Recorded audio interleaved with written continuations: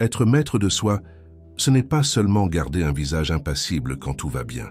C'est tenir bon quand tout autour de toi s'agite, quand la vie te bouscule, t'exige et t'éprouve. C'est garder ton centre même lorsqu'une simple parole mal placée, un regard interprété de travers ou une promesse non tenue suffisent à déclencher en toi une tempête. Une telle maîtrise ne s'improvise pas. Elle se construit, elle se forge. Le stoïcisme, loin d'être une simple philosophie antique figée dans les livres, recèle des secrets puissants pour y parvenir. Car même quand nous paraissons calmes en surface, il existe souvent en nous un feu intérieur difficile à contenir. Un mot blessant rouvre une vieille cicatrice, un imprévu réduit à néant nos bonnes résolutions, et malgré toute notre volonté, nos émotions reprennent parfois les rênes. Alors, au lieu de choisir, nous réagissons. Tu le sais, tu l'as vécu, et cela tu ne le dis à personne. Chacun autour de toi semble mener sa vie avec assurance, avec aplomb. Alors tu te tais, tu fais comme si c'était normal. Mais en toi, ce trop-plein t'épuise. Tu sens confusément que cette agitation permanente t'arrache l'espace de clarté dont tu aurais besoin, cet espace de discernement où tu pourrais enfin respirer. Tu pressens qu'une autre manière d'avancer existe, mais tu n'oses pas toujours l'explorer. Alors je te pose une question directe. Combien de temps encore vas-tu attendre que les choses changent d'elles-mêmes? Combien de fois vas-tu laisser tes émotions décider à ta place, sans même chercher à comprendre d'où elles viennent? Il est temps de faire un pas de côté, de quitter l'attente passive pour explorer une voie éprouvée depuis des siècles, celle du stoïcisme.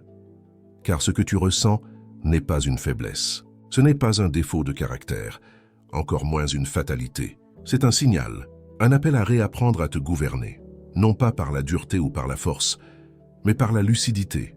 Développer une maîtrise de soi durable n'est pas réservé à quelques sages antiques.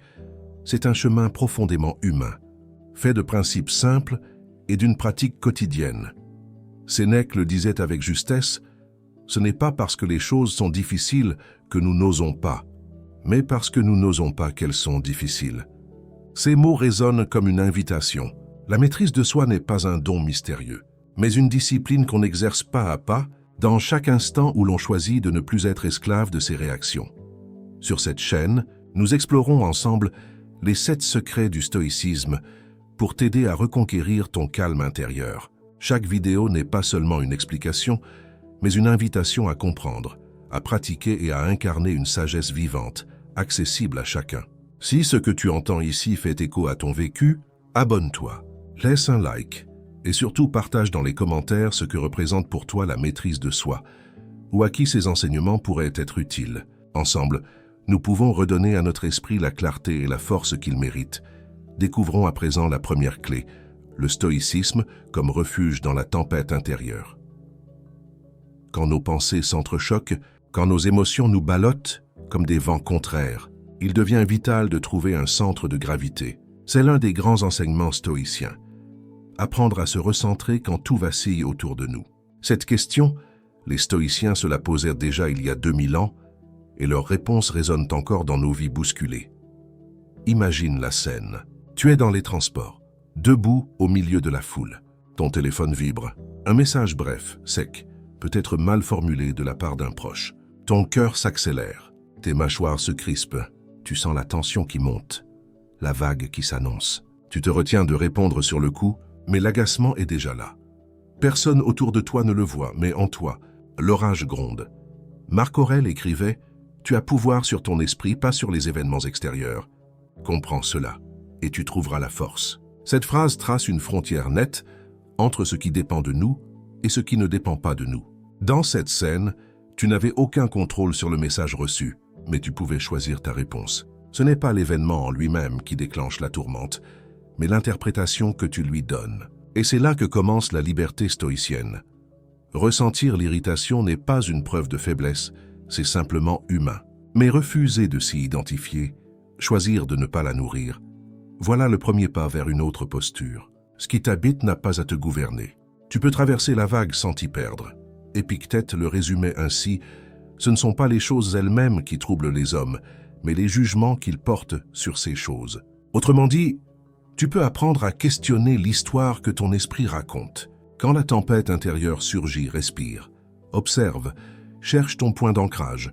Développer une maîtrise durable, Ce n'est pas fuir le tumulte, mais apprendre à rester présent sans se laisser happer. Plus tard, dans un moment de tension familiale, un proche hausse le ton. Autrefois, tu aurais répliqué aussitôt, pris dans l'engrenage de la dispute. Cette fois, tu écoutes. Tu attends, puis tu réponds avec calme. Et ce calme surprend. Il désamorce. À cet instant, tu sens qu'un basculement s'est produit. Ce n'est pas ton proche qui a changé. C'est toi. Tu n'es plus une réaction. Tu es devenu un refuge. Voilà le premier secret du stoïcisme. Devenir l'observateur de ce qui t'agite sans t'y identifier. Tu n'es ni la colère, ni la peur, ni la frustration. Tu es celui qui peut les voir passer sans leur donner les commandes. Et cette lucidité, patiemment cultivée, devient le socle d'une force nouvelle. La suite, elle s'ouvre dans la prochaine clé. Explorons à présent la deuxième vérité du stoïcisme, apprendre à maîtriser ses émotions face à l'adversité. Il suffit parfois d'un mot mal placé, d'un obstacle imprévu ou d'un regard de travers pour nous déstabiliser. Tout vacille en un instant, comme si l'équilibre patiemment construit se brisait en quelques secondes. Dans ces moments de tension, comment cultiver une maîtrise de soi qui ne soit pas une façade, mais une force authentique, profondément enracinée? Les stoïciens nous offrent ici un enseignement essentiel. La véritable puissance ne consiste pas à ne rien ressentir, mais à demeurer souverain au cœur du tumulte. Imagine cette scène. Tu es au travail, tu viens de présenter une idée à ton équipe, et soudain un collègue la démonte sèchement devant tout le monde. Ton cœur se serre, ton estomac se noue, tes joues s'enflamment. Tu forces un sourire pour sauver les apparences, mais à l'intérieur, c'est un mélange de honte, de colère et de désir de répliquer. Un sage affirmait « Celui qui est maître de lui-même est plus grand que celui qui commande au monde ». Et c'est exactement ce que t'enseigne le stoïcisme dans cette situation. La douleur de l'ego est réelle, mais elle ne doit pas dicter ta conduite. Il t'invite à faire une pause intérieure, même brève, avant de réagir. Cette respiration, ce recul, suffisent parfois à empêcher l'émotion de s'emparer du gouvernail. Il ne s'agit pas de nier ce que tu ressens, ni de prétendre à une insensibilité impossible. Tu es humain, et tu as le droit d'éprouver ces émotions. Mais tu peux les traverser sans t'y abandonner. Refuser de devenir l'esclave de ta colère ou de ta honte, c'est déjà une victoire intime, une affirmation de ta liberté intérieure. Marc Aurèle écrivait « Si quelque chose t'afflige, ce n'est pas la chose elle-même, mais le jugement que tu portes sur elle. » Voilà une clé précieuse. Apprendre à interroger tes jugements plutôt qu'à fuir tes sensations. L'événement extérieur n'est qu'un déclencheur, mais c'est ton interprétation qui lui donne toute sa force. En changeant ton regard, tu changes ton rapport au réel. Ainsi, au lieu d'éteindre ta sensibilité, tu l'éduques. Au lieu de fuir tes émotions, tu les observes et tu les disciplines. C'est ainsi que commence à naître une maîtrise inébranlable. Quelques jours plus tard, dans les transports, un inconnu te bouscule violemment sans un mot d'excuse.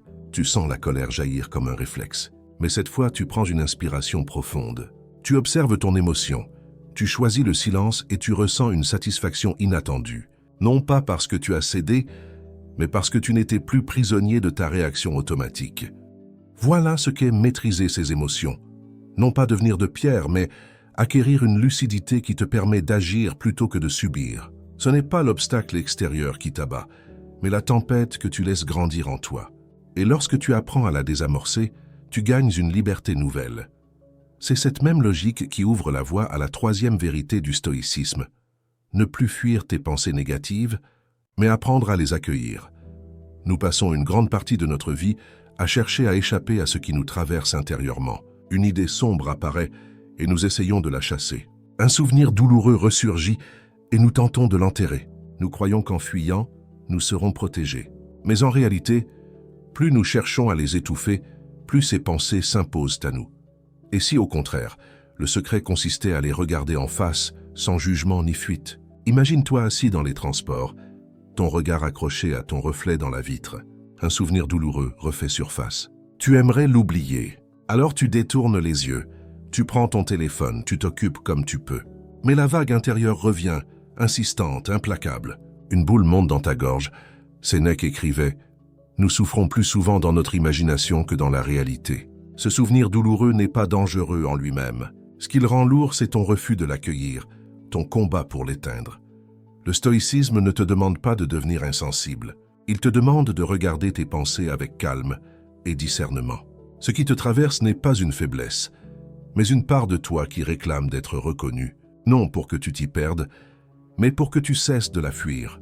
Le courage stoïcien n'est pas seulement d'affronter les épreuves du monde extérieur, c'est aussi et peut-être surtout de ne pas reculer devant ce qui habite ton propre esprit.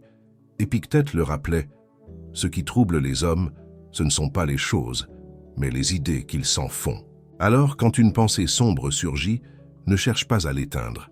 Observe-la. Respire avec elle. Tu découvriras que sa force se dissout lorsque tu cesses de la combattre. C'est de cette manière que tu peux développer une maîtrise intérieure solide, durable, capable de résister même dans la tourmente. Plus tard, dans une soirée en famille, un sujet sensible est évoqué. D'habitude, tu t'irrites, tu fuis la discussion ou tu t'isoles. Mais cette fois, tu restes présent. Tu écoutes, tu sens la tension en toi, mais elle ne t'emporte plus. Tu gardes ton calme, et cette stabilité surprend même tes proches. Voilà le troisième secret du stoïcisme, ne plus craindre tes propres pensées. Les idées négatives qui surgissent ne sont pas des ennemis à abattre, mais des messagères à comprendre. En les accueillant sans les nourrir, tu les prives de leur pouvoir. Tu redeviens libre intérieurement. Et cette liberté est précieuse. Elle prépare le terrain pour la clé suivante, celle où la maîtrise de soi cesse d'être une contrainte pour devenir une force tranquille, une stabilité que rien ne peut plus ébranler. La quatrième leçon, quand le contrôle de soi devient une force inébranlable. Il existe un moment où la simple volonté ne suffit plus.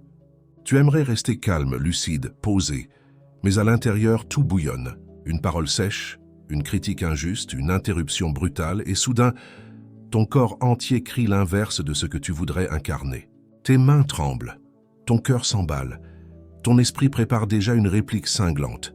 Tu veux garder le contrôle, mais la tempête intérieure semble vouloir te submerger. Et si, justement, l'un des secrets du stoïcisme consistait non pas à lutter contre ce tumulte, mais à apprivoiser l'énergie qu'il contient, non pas à refouler ou étouffer l'émotion, mais à l'utiliser comme une matière brute que tu transformes en lucidité et en force intérieure. La question stoïcienne ici est simple et directe. Jusqu'où peux-tu rester maître de toi-même lorsque tout t'invite à réagir instinctivement? Imagine la scène. Tu es au travail face à ton supérieur. Tu présentes une idée avec conviction, mais il te coupe brutalement et critique ton propos sans nuance. Ton rythme cardiaque s'accélère, tes paumes deviennent moites, ta gorge se serre. En toi, deux forces se battent. Le désir de te défendre immédiatement et la peur de t'emporter maladroitement. C'est l'instant exact où naît l'enseignement stoïcien. Une tension entre ton moi impulsif et ton moi souverain. Sénèque disait « Le sage n'est pas celui qui ne s'irrite jamais, mais celui qui, irrité, ne se laisse pas emporter. » Voilà le cœur du stoïcisme. Ne pas nier l'émotion, mais refuser de s'y abandonner. La philosophie antique t'invite ici à une posture subtile. Prendre du recul, non pour fuir la situation, mais pour la choisir consciemment. Tu as le droit de ressentir l'injustice, la frustration, la colère même. Ces émotions ne sont pas des faiblesses, mais des signaux. Ce qui définit ta force intérieure, c'est ce que tu choisis d'en faire. Et si, au lieu de répondre dans l'instant, tu t'accordais une respiration, une pause volontaire, comme un espace intérieur où tu décides avec discernement. Marc Aurèle écrivait « Un feu intérieur peut consumer tout ce qui l'attaque et en faire de la lumière. » Ces mots te rappellent que tu peux transformer l'énergie brute de l'émotion en clarté. La colère devient force, la peur devient vigilance, la frustration devient patience. Un exercice simple. Lorsque tu sens la tension monter, imagine un centre calme en toi. Ce n'est pas une fuite, mais une redirection. Tu n'éteins pas le feu, tu l'orientes pour qu'il éclaire au lieu de brûler. Quelques jours plus tard, lors d'un repas familial, un proche te provoque sur un sujet sensible. Autrefois, tu aurais répliqué violemment ou quitté la table, blessé. Cette fois-ci, tu inspires doucement. Tu réponds avec fermeté, mais sans agressivité. Ton calme étonne, et même désarme. Tu viens de franchir un cap. Tu n'es plus dans la réaction, tu es dans la présence. Le contrôle de soi, tu le comprends alors, n'est pas une carapace rigide. C'est une clarté souple, une capacité à accueillir tes émotions sans t'y perdre. Cette force tranquille, patiemment cultivée, devient un refuge non seulement pour toi, mais aussi parfois pour ceux qui t'entourent. Car ton calme apaise leur agitation, ton équilibre devient un exemple silencieux. C'est ainsi que s'accomplit la 4e leçon du stoïcisme, apprendre à transformer la réactivité en présence et l'impulsion en discernement. Mais cette force n'est pas une fin en soi. Elle prépare le terrain pour une étape encore plus profonde, débusquer les illusions que nous projetons sur la réalité. La 5e leçon, percer les illusions de la réalité. Nous croyons souvent voir le monde tel qu'il est, alors que nous le regardons à travers le prisme de nos attentes, de nos blessures, de nos habitudes mentales. Nous confondons trop souvent la réalité brute avec l'histoire que nous nous racontons à son sujet. Et cette confusion est la source de bien des tourments. L'un des secrets du stoïcisme consiste à distinguer ce qui est réel de ce que nous projetons. Car ce n'est pas la réalité qui nous trouble, mais les filtres invisibles que nous y apposons. Imagine, tu es à la caisse d'un magasin, fatigué en fin de journée. Devant toi, une personne discute longuement avec la caissière, bloquant la file. Tu sens monter l'impatience. Ton regard se durcit, tes pensées s'enchaînent. Encore quelqu'un qui se croit seul au monde. Personne ne respecte le temps des autres. Ton esprit s'échauffe. Tu t'imagines déjà lancer une remarque sèche. Mais si ce scénario que tu t'inventes n'était qu'une illusion, et si en réalité, cette personne aidait la caissière à porter un sac lourd, et si simplement, elle avait besoin d'explications particulières et que ce moment n'avait rien à voir avec toi. Épictète écrivait « Les choses n'ont pas de pouvoir sur l'âme, si ce n'est celui que l'âme leur accorde. Ce qui te trouble, ce n'est pas la lenteur de la scène, mais l'histoire que tu projettes dessus. » Le stoïcisme invite à démasquer ces récits automatiques, car ils ne disent pas la vérité du monde, mais révèlent tes conditionnements. En les questionnant, tu ouvres un espace de liberté. Ton trouble intérieur, tu ne l'as pas choisi. Il surgit de vieilles habitudes mentales, de réflexes accumulés au fil des expériences. Mais tu n'es pas condamné à les subir. Tu peux apprendre à les observer, à les interroger, à ne pas t'y identifier. Et dans cette attention calme, tu découvres une autre forme de paix, celle de voir le monde tel qu'il est, sans les illusions qui l'alourdissent. C'est là que commence une lucidité nouvelle, une clarté stoïcienne capable de traverser les apparences et de ramener ton esprit au réel. Marc Aurèle rappelait avec justesse, ce n'est pas la vérité qui offense, mais l'opinion que nous en avons. Ces mots tracent une voie claire. Apprendre à démasquer nos projections pour voir la réalité telle qu'elle est, sans les déformations de notre ego. Un exercice simple peut y aider. La prochaine fois qu'une situation t'irrite, décris-la sans adjectif, sans jugement, sans interprétation. Énonce seulement les faits, comme un observateur neutre. Cet effort d'objectivité coupe l'élan des automatismes et t'aide à développer une maîtrise plus stable, moins prisonnière des mirages de l'émotion et de la subjectivité. C'est un pas concret vers une force intérieure plus calme, plus lucide. Quelques jours plus tard, dans le silence d'un moment de réflexion personnelle, tu repenses à une dispute avec un proche. Autrefois, tu aurais rejoué la scène 1000 fois dans ta tête, alimentant la rancune ou la culpabilité. Mais cette fois, tu revis la discussion différemment. Tu décris ce qui s'est dit, ce qui s'est passé, sans charger l'autre ni toi-même d'intentions cachées. Tu réalises alors que tu avais interprété son silence comme du mépris, alors qu'il s'agissait peut-être simplement de gêne ou de maladresse. Et ce décalage, aussi subtil soit-il, t'apaise profondément. Comprendre les illusions de la réalité, ce n'est pas sombrer dans le doute perpétuel ni remettre en question chaque instant. C'est apprendre à distinguer ce qui relève du réel de ce qui naît de nos filtres intérieurs. C'est une discipline du regard, une véritable hygiène de l'esprit. Et cette lucidité prépare le terrain à une autre étape essentielle, cultiver une perspective enracinée dans la reconnaissance de ce qui est. 6e lumière, cultiver la gratitude pour transformer sa vision. Lorsque tout semble peser sur nos épaules, quand la fatigue, l'irritation ou le doute dominent, il devient terriblement facile d'oublier ce qui va bien. L'esprit se fixe sur ce qui manque, ce qui échoue, ce qui blesse. Et pourtant, l'un des secrets du stoïcisme consiste précisément à réorienter notre regard vers ce qui est déjà là, mais que nous ne voyons plus. Alors comment retrouver une vision apaisée du réel quand nos pensées s'acharnent sur le manque et la frustration? Et si la gratitude devenait le levier discret mais puissant d'une transformation de notre perception? Imagine-toi dans les transports, coincé dans un wagon bondé, les épaules écrasées entre deux inconnus. Tu viens de recevoir un message professionnel décevant et ton esprit rumine déjà les conséquences. Ton souffle devient court, ton regard cherche une échappatoire. Chaque secousse du train accentue ton agacement. L'impression d'être piégé physiquement et mentalement t'envahit. Épictète nous rappelait « Sois reconnaissant pour ce que tu as, et tu recevras davantage encore. Si tu te concentres sur ce qui te manque, tu n'en auras jamais assez. » Cette phrase, en apparence simple, contient une vérité profonde. Notre monde intérieur façonne notre monde extérieur. Dans cette scène de transport, tu pourrais te concentrer uniquement sur l'inconfort ou bien choisir de voir autrement. Remarquer que tu es en sécurité, que malgré la foule tu avances, que ton corps fonctionne, que tu as un travail pour lequel tu t'investis.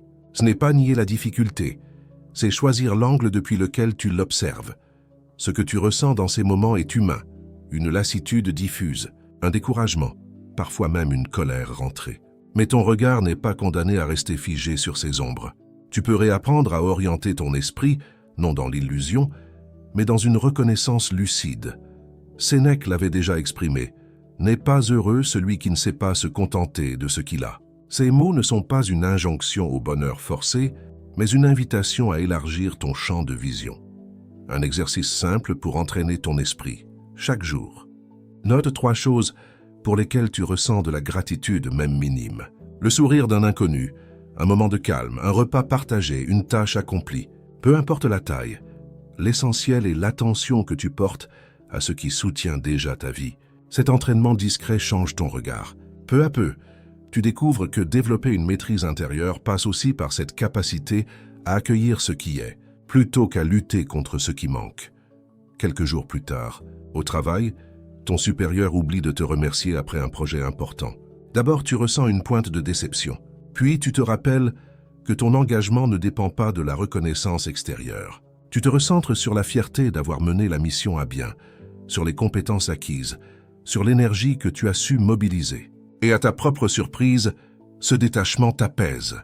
Tu sens même que cette attitude te rend plus fort. Car la gratitude n'est pas naïveté. Elle ne nie pas ce qui blesse.